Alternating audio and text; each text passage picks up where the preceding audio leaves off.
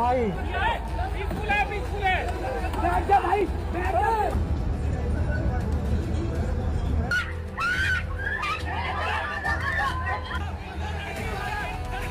वो बेहोश पेशेंट के ऊपर चढ़ के गए, उन्हें डंडा मारा मेरी आंखों के सामने। और आप हम डॉक्टर्स हैं, हम शांति से हेल्प करने आए थे, हम नारे भी नहीं लगा रहे थे। उन्होंने बोला तुम्हें बुलाया किसने, डंडे मारे उन्होंने हमें।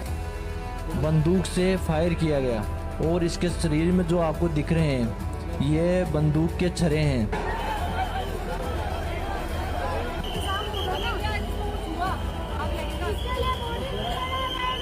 जब अपनों की जान जाती है ना तब पता चलता है इंसानियत मर चुकी है। ये देखिए लड़ाई देखिए, ये देखिए किस तरीके से मार रहे हैं। ये लाठी चार्ज देख सकते हैं आप यहाँ पर।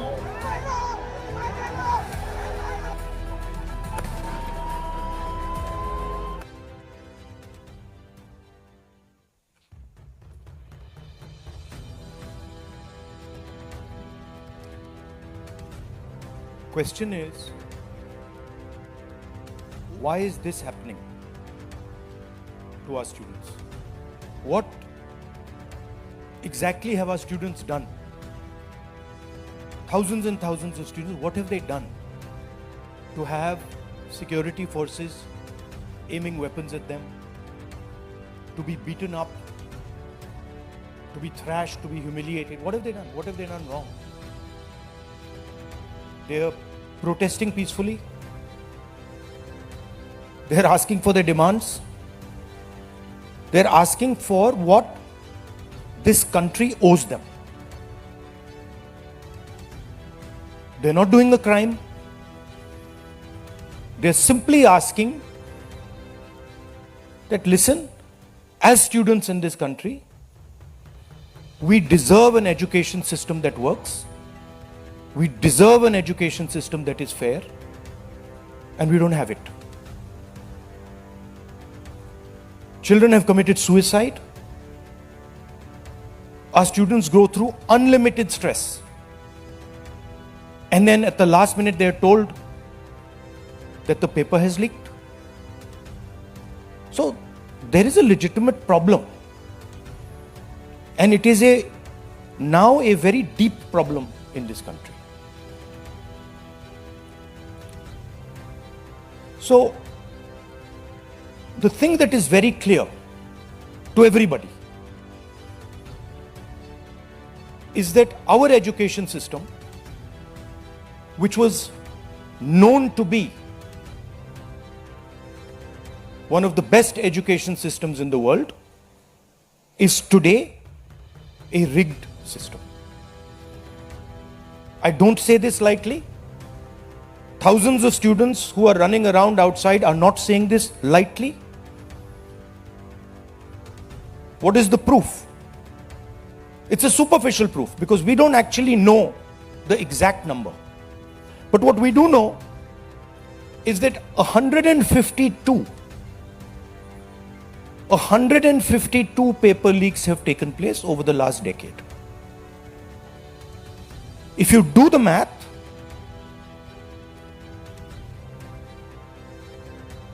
so one a month approximately. Every month, lakhs of students are told that all the stress that you went through, you're going to have to go through again. And after that, they're told, we really don't care. We don't care if there's a re-exam. We don't care how much you have to wait. We don't give a damn.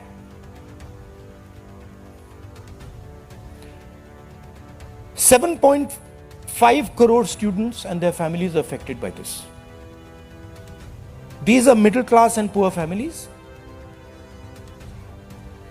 They put their hard-earned money into this. And then they're literally spat on. And the best part of this is zero convictions. In the last 10 years, 152 leaks have taken place and zero convictions. Zero. So somebody is, or a group of people are destroying our education system, India's most valuable asset, destroying the lives of our students. And what does the government do? Zero convictions. So this is the first reason, an absolutely legitimate reason, why our youngsters are protesting. Thing doesn't stop here. It goes further. It's not just that the system is rigged. It's that the system is unaffordable. And this is a statistic that every youngster knows. But somehow, the government of India doesn't. One exam costs the families who take this exam the same amount of money as our entire education budget. So please think, the government of India, after collecting all the taxes, spends money on the future of our children. That money goes into something called the education budget. It is 1.4 lakh crores. At the same time, every year, 1.32 lakh crore, similar amount, is spent by the families who have taken the NEET exam. So please understand the scale of this thing. This is pure theft from these families. There's nothing else. And then after you steal from them, you tell them that there's a paper leak, the thing is rigged. So this is the second reason, and legitimate reason, why our youngsters are outside. But there's a more fundamental reason. And that reason is this: that even after you have an education, you become a doctor, you become a lawyer, you become, you learn something, you're suddenly told that the doors that should be open to you, what your country and your government owes you, a livelihood, a job, is closed. So, manufacturing is closed.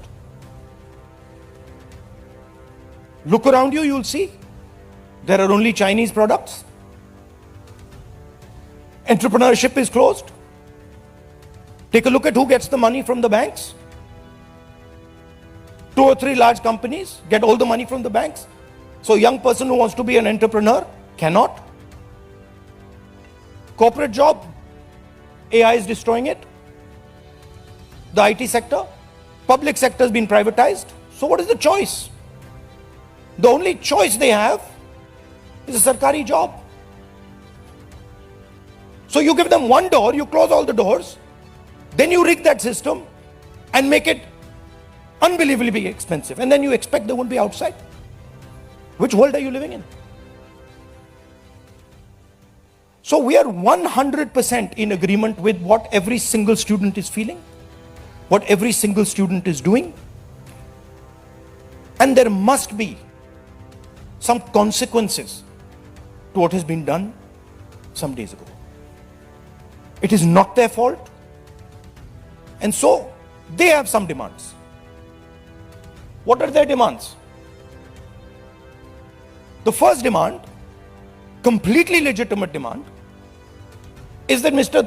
Dharmendra Pradhan, who has failed as an education minister, who is known to be corrupt, should be relieved of his duties. 100% legitimate demand, nothing wrong with it. He has shown India and the world that he is incapable of running this system. exam leaks are happening one after the other. So this is a completely legitimate demand. Second demand, every single person who raised a finger on our students, and it doesn't matter who he is, the people who ordered it and the people who executed it should be made accountable. And the third thing is that the man who is running this entire system, the man who is finally accountable to all this, should have the decency to apologize to the students for what has happened. These are not complicated things. These are not difficult things. This gentleman, Mr. Dharmendra Pradhan, has literally destroyed India's biggest asset. What used to be called our success, what used to be called the best thing India has, our education system, has been wiped out. And so we fully support these demands, and we fully support every single student who is on the streets. Thank you. अब कुछ सवाल जवाब हिंदी में कर दूं? हिंदी में कर देता हूं.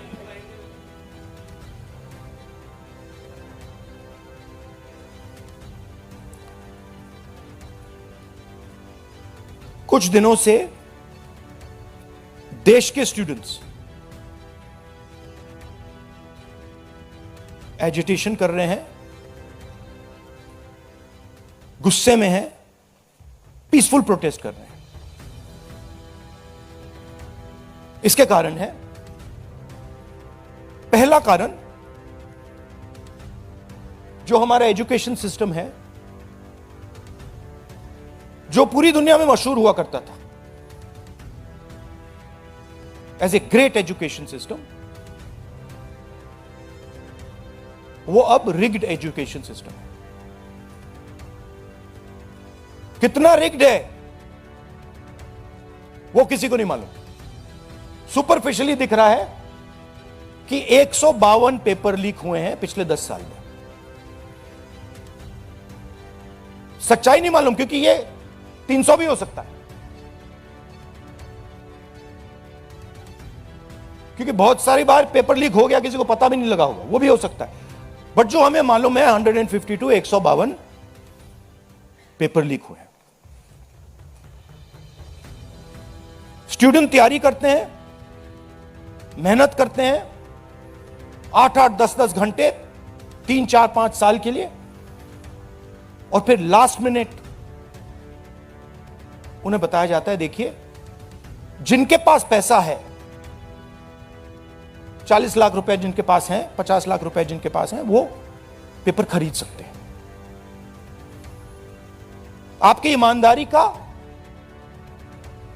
आपकी मेहनत का कोई मतलब नहीं है. उनको 152 बार पिछले 10 साल में यह बताया गया है.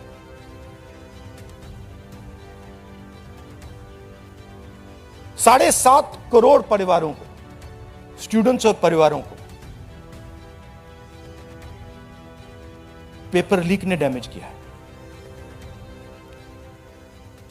और स्टूडेंट यह सवाल पूछ रहे हैं, पेपर लीक होता है, 7.5 करोड़ युवाओं का नुकसान होता है, मगर पिछले 10 साल में एक भी कन्विक्शन नहीं हुआ, एक भी व्यक्ति का कन्विक्शन नहीं हुआ, 0. तो यह पहला कारण है. दूसरा कारण कि जो हमारा एजुकेशन सिस्टम है यह अनअफोर्डेबल है. मिडिल क्लास के लिए, गरीबों के लिए यह सिस्टम अनअफोर्डेबल है. जितना पैसा हिंदुस्तान की सरकार अपने एजुकेशन बजट में डालती है हर साल, उतना पैसा एक नीट एग्जाम के लिए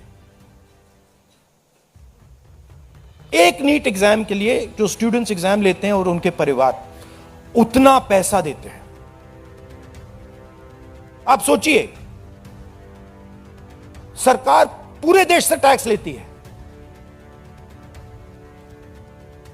जीएसटी, इनकम टैक्स सारा लेती है, और फिर कहती है देखिए ये जो पूरा टैक्स हमने लिया है आपसे,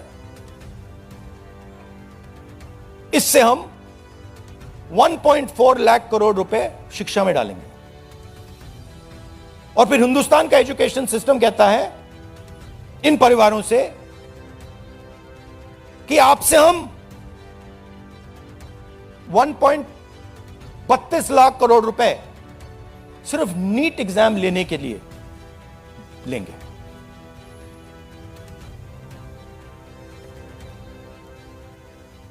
This is an insult to every single student in this country. This is an insult to every single family in this country. और ये कौन लोग हैं? ये मिडिल क्लास गरीब लोग हैं। ये अमीर लोगों का प्रॉब्लम नहीं है।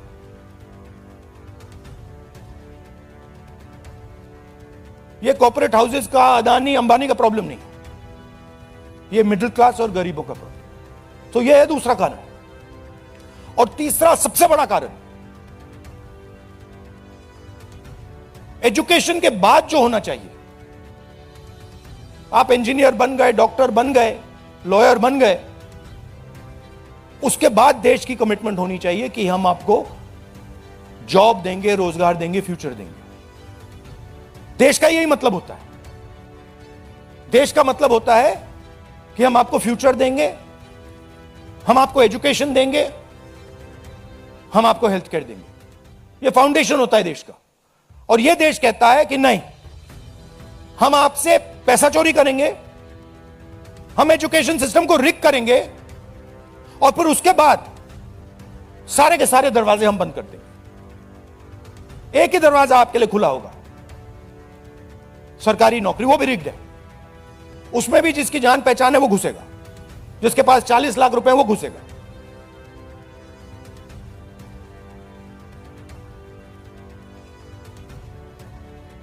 पहला दरवाजा मैन्युफैक्चरिंग, चाइना का माल कोने कोने में बिकता है, हिंदुस्तान की मैन्युफैक्चरिंग बैकबोन खत्म है, स्मॉल एंड मीडियम इंडस्ट्रीज खत्म है। पहला दरवाजा बंद। दूसरा दरवाजा एंटरप्रेन्योरशिप का। बैंक का सारा पैसा 2-3 बिजनेसेस के हाथ में जाता है।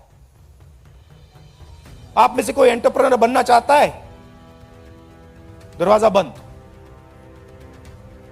टीवी पे ऐड जाएंगे, एंटरप्रेन्योर बनो। एंटरप्रेन्योर बनने के लिए लोन की जरूरत होती है, पैसे की जरूरत होती है, वो नहीं मिलेगा। दूसरा दरवाजा बंद।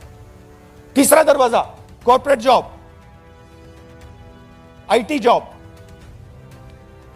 जो हिंदुस्तान की सक्सेस रही है, उसको एआई ने खत्म कर दिया, खत्म कर रहा है। पब्लिक सेक्टर बंद, पूरा प्राइवेटाइज कर दो, खत्म कर दो। तो एक ही रास्ता है, वो सरकार वाला, गवर्नमेंट एग्जाम। और फिर उसमें कहते हैं सबसे पहले पूरी अपनी आमदनी दो, उसके बाद हम सिस्टम को रिग करेंगे। और आप लोग मिडिल क्लास के लोग, गरीब लोग अपना पैसा डालो, और जिसके पास 40-50 लाख रुपए है वो पीछे से बैकडोर से घुस जाएगा। ये 3 कारण है कि दिल्ली के स्टूडेंट्स, हिंदुस्तान के स्टूडेंट्स गुस्से में है, बाहर है। इनको क्या कमिटमेंट चाहिए? ये कुछ ज्यादा नहीं मांग रहे। सबसे पहला कमिटमेंट जो सिंबल है इस चीज का, धर्मेंद्र प्रधान मिनिस्टर, सबसे पहले आप सिंबल को हटाइए। बड़ी बात नहीं है। सुसाइड हुए बच्चों के, 152 पेपर लीक्स हुए। स्टूडेंट्स की पहली मांग यह है, इनको हटाइए। दूसरी मांग, जिन्होंने स्टूडेंट्स पर आक्रमण किया है, जो आपने अभी वीडियो देखा, पूरी सोशल मीडिया पे, मतलब हजारों स्टूडेंट्स पे लाठी चल रही है, राइफल्स पॉइंट हो रही हैं, टांगे तोड़ी जा रही हैं, पेलेट गन से मारा जा रहा है। यह आतंकवादी नहीं है, यह हमारा फ्यूचर है, ये हमारे दुश्मन नहीं है, ये हमारे लोग हैं, हमारा फ्यूचर है। तो इन लोगों पर जिन्होंने वायलेंस किया है, हिंसा की है, इन पर एक्शन होना चाहिए। यह स्टूडेंट्स की दूसरी मांग है। और तीसरी मांग, जो इस पूरे सिस्टम को चलाते हैं, उनको स्टूडेंट से अपोलोजाइज करना चाहिए रिस्पेक्टफुली कि गलती हो गई, जो हुआ वो नहीं होना चाहिए था, आप लोगों को चोट लगी है, हम अपनी गलती मांगते हैं, कोई बड़ी बात नहीं। तो ये 3 डिमांड्स हैं। We are 100% supporting every single student, and we are fully behind you, and we are going to ensure that you are protected and your future is protected. Thank you. Thank you Rahul ji. First question Sanjeev Chopra, PTI. अच्छा, one second. अब इसमें 2 चीजें हैं। एक तरफ students है, उनका future है, वो क्या चाहते हैं कि बात उनकी इशू पे रहे। उनकी इशू क्या है? एजुकेशन सिस्टम, पेपर लीक, ये जो हुआ, इनको जो मारा गया, ये चाहते हैं कि शिक्षा पर, पेपर लीक पर, वायलेंस पर पूरे देश का फोकस रहे। मैं भी चाहता हूं और पूरा ऑपोजिशन चाहता है कि फोकस यहां रहे और इसके बारे में कुछ किया जाए, एजुकेशन सिस्टम को बदला जाए। और ये जो 3 डिमांड्स है स्टूडेंट्स की, दिल की डिमांड्स हैं, जो उनको चोट लगी हैं, उस आवाज से ये बोल रहे हैं, ये हमारे लिए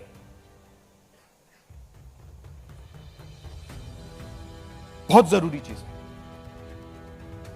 और दूसरी तरफ क्या है? डिस्ट्रैक्शन, कि ध्यान इधर उधर करो, कभी ध्यान उधर ले जाओ, कभी इधर ले जाओ, कभी आगे ले जाओ। 2 फोर्सेस हैं, एक फोर्स डिस्ट्रैक्ट कर रही है और दूसरी फोर्स फोकस करने की कोशिश कर रही है। Thank you. जीव चोपड़ा जी, माइक दो भाई। Rahul ji, we've all seen what has happened with the students on Monday. We've also seen what has happened yesterday with the protesting MPs right outside the Prime Minister's residence. You know, the manner in which the leader of opposition was roughed up, manhandled and beaten up and removed from the protest site. What would you say on that? But the government has accused you of crossing the line and not behaving in a manner befitting the leader of opposition. This What to would me, you say? this how I was treated is an irrelevant issue to me. I don't care. Treat me 5 times worse, I don't care. The focus has to be on this. The focus has to be on what was done to the students. The focus has to be on the education system, on paper leaks, and on the costs that these children have been forced to pay. So, do whatever you want to me. 5 times, 10 times worse, I don't care. In fact, I like it because I learn from it. And the government's allegation on you? I don't care about government's allegations. Government's allegations have no consequence to me. Siddharth, ANI। Rahul ji, मेरा सवाल आपसे ये है कि क्या धर्मेंद्र प्रधान के इस्तीफे से कोई सॉल्यूशन आपको लगता है विपक्ष को कि उससे ही निकल जाएगा? क्या होना चाहिए? दूसरी बात ये कि इतने कई सालों में, पिछले 30-40 सालों से ज़्यादा की जो डेमोक्रेटिक सेटअप है हमारे देश का, हमने नहीं देखा कि विपक्ष के नेता प्रधानमंत्री के घर का घेराव करने पहुंचे, उनके घर के बाहर पहुंचे हों। क्या वजह रही कि आप लोगों को वहां जाना पड़ा? और अब सरकार में से भी आप मांग कर रहे हैं कि डिस्कशन हो और सरकार की तरफ से किरण रिजिजू आ जाए। उन्होंने कहा कि हम डिस्कशन के लिए तैयार हैं, लेकिन किस नियम के तहत करेंगे वो सरकार को तय करने दिया जाए। तो अगर सरकार किसी नियम के तहत आप लोगों से बात करती है, आपने बहुत लंबा बोला भैया, आपके क्वेश्चंस क्या है? मेरा सवाल आपसे यही है कि क्या वजह रही कि आप लोगों को प्रधानमंत्री के घर तक पहुंचना पड़ा, और क्या धर्मेंद्र प्रधान के इस्तीफे से सॉल्यूशन? इसके दो कारण हैं। हमें लगा कि अगर हिंदुस्तान के स्टूडेंट्स सड़क पे हैं तो ऑपोजिशन को भी सड़क पे होना चाहिए, पहली बात। दूसरी बात, हमारी नेचुरल स्पेस पार्लियामेंट है, और प्राइम मिनिस्टर हाउस जाने से पहले ऑपोजिशन स्पीकर के पास गए, उनके कमरे में गए, रिस्पेक्टफुली गए, और हमने स्पीकर से कहा देखिए यह बहुत बड़ा मुद्दा है, आप हमें बोलने दीजिए, इसके बारे में डिस्कशन करने दीजिए। स्पीकर ने कहा कि देखिए मैं सरकार से पूछूंगा, meaning it is not speakers decision, it is सरकार डिसीजन। ठीक है, पूछिए। पूछने के बाद कोई डिस्कशन नहीं, पूरे इशू को इग्नोर कर दिया। ठीक है, Dharmendra Pradhan, just put that other slide, Dharmendra Pradhan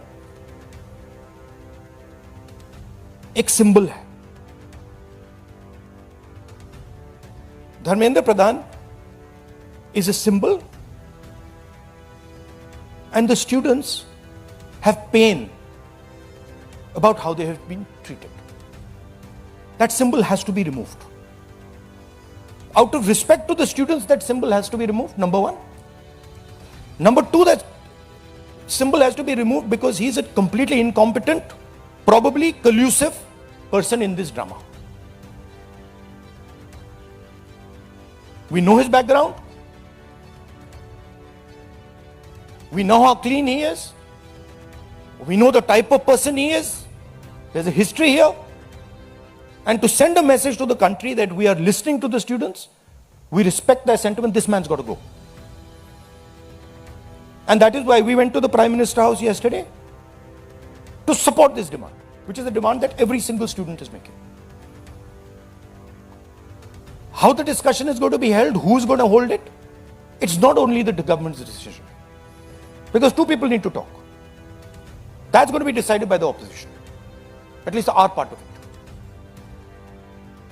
The government wants to distract from this. The government wants to rub this thing under the carpet. कि भाई ये हुआ ही नहीं.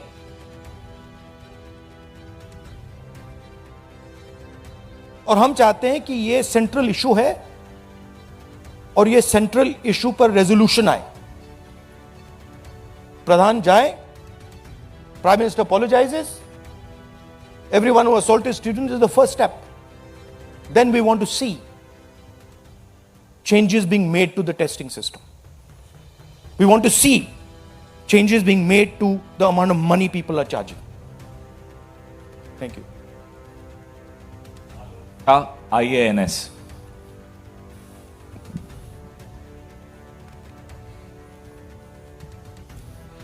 सर मेरे दो सवाल हैं. पहला सवाल ये कि जितेंद्र सिंह जब आपसे मिलने आए थे, जब आप प्राइम मिनिस्टर के घर के आगे धरना दे रहे थे, तो उसके बाद उन्होंने कहा कि राहुल गांधी अपने बात पे अडिग नहीं है, बार बार वो चेंज कर रहे हैं, गोल पोस्ट चेंज कर रहे हैं.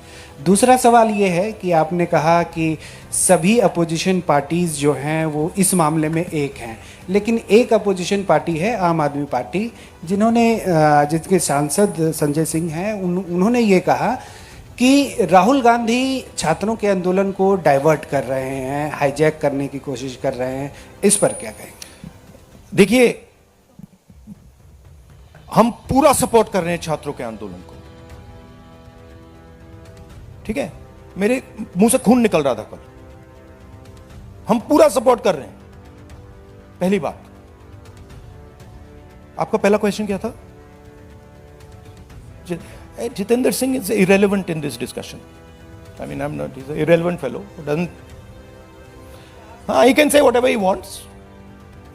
He can say whatever he wants. He's an irrelevant part of this discussion. The discussion is very simple. We have clear demands. Demand number 1, Dharmendra Pradhan goes. Not our demands, student demands.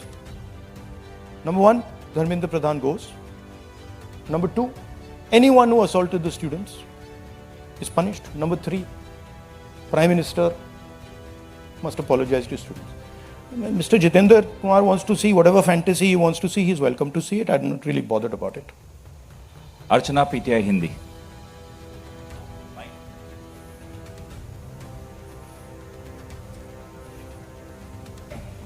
Sir, कल जिस तरह से protest पे हमने देखा, आपको पंच भी किया गया, आपको मारा भी गया।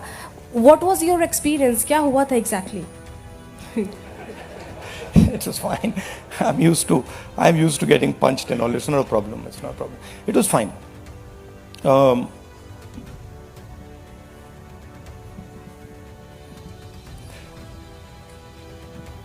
My job is to express the will of India's people. Whether it is the will of the students, whether it is the will of young people, whether it is the will of the farmers, this is the job that I'm supposed to do as leader of opposition. I'm supposed to become an expression of the voice of India's people. I'm supposed to bring attention to where pain is being felt. These are very small costs.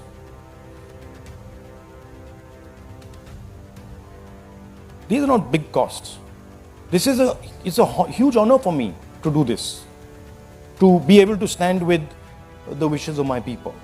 So, a couple of punches and all, this is not a problem at all. I'm happy to take many more. एक second. मोहित दुबे।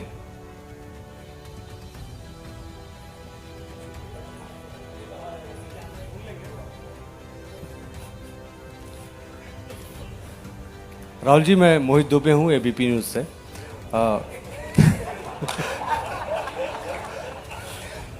राहुल जी, अभी आपने कहा कि मुझे अपनी सुरक्षा की चिंता है नहीं, लेकिन आपकी सुरक्षा की चिंता मुझे लगता है कि क्योंकि नेता विपक्ष हैं, तमाम लोगों को है। जिस तरीके से कल आपके साथ सलूक किया गया, मुझे लगता है कि आज़ाद भारत के बाद किसी नेता प्रतिपक्ष के साथ ऐसा सलूक नहीं किया गया। आपको घसीटा गया, बस में डाला गया, छत्रसाल स्टेडियम लेके आप गए हैं। आगे की आपकी रणनीति क्या रहने वाली है? क्योंकि जिस तरीके से छात्रों के हक को लेकर आप लड़ रहे हैं, छात्रों की गूंज के तहत भी, पार्लियामेंट के अंदर भी, पार्लियामेंट के बाहर भी, आगे की अब रणनीति क्या रहने वाली है? सबसे पहले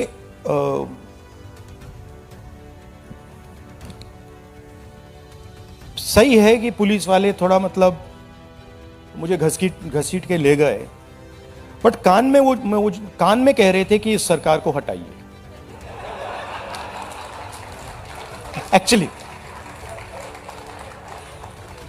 मैं राजस्थान का हूं, इनको हटाइए। हम सिर्फ वर्दी पहने हैं। दूसरा कह रहा है मैं हरियाणा का हूं, इनको हटाइए। तो that sentiment is there and सच्चाई एवरीबॉडी नोस। ओके, उन बेचारों को ऑर्डर एक्सेप्ट करना पड़ता है, तो वो करने हैं। But even police is not happy about what is happened. Sensible police people feel that this is a crime that is been done to the future of our country. This is a crime that is being done to the people we love. They can see their children in this. तो पहली बात वो है। दूसरी बात देखिए, यहां तो बड़ा क्लियर है, this is the demand of the students, we fully support it. And whatever Andolan is taking place on this front, in Delhi, in any state, anywhere that has to do with these issues, has to do with student issues, Congress party 100% me 100%, and the opposition as a whole 100% is supporting this. We are going to continue supporting it. The deeper problem is the government. There is a fundamental issue on jobs that is causing tremendous pain, and I've already said that we are heading into a storm. This is just signs that the storm is coming. But when the Iran war impact is felt, then you will see that there will be serious problems coming as a result of the pain that is being caused to farmers, to students, to other people. Anyway, I'd like to thank all of you. Arun Kumar Singh, ये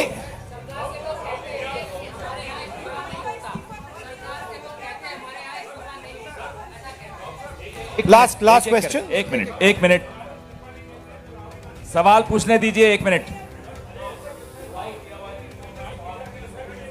मैं पूछूं? राहुल जी, एक छोटा सा सवाल है। पिछले 10-12 सालों में ये छोटा सवाल और बड़ा सवाल में क्या फर्क होता है? वो छोटा सा हो जाएगा ना। अच्छा, आपको दोहराना नहीं पड़ेगा। जितनी तेजी से आप वहां पहुंचे, पीछे पीछे मिनिस्टर भी पहुंच गए, बहुत तेजी से पहुंचे। आपको क्या लग रहा है, पहले तो कभी ऐसा हुआ नहीं था? What compelled him to reach out to you first?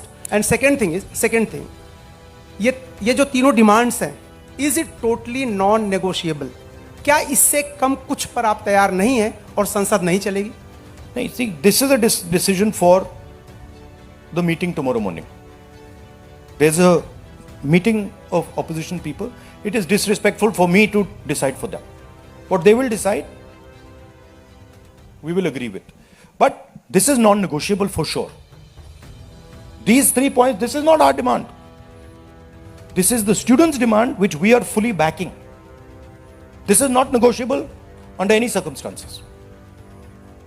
Whether House will run tomorrow, that is up to the entire opposition, which will be a discussion. What compels government to reach out to you so immediately?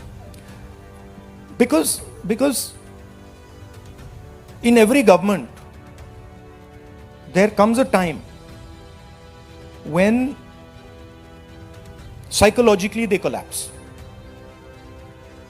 The leadership collapses. So that has happened. The government is actually in panic. This reaction that they have done with the students, this is a panic reaction, right? What they were doing yesterday with us is a panic reaction. That's a different issue. We have to resolve this issue. Thank you very much.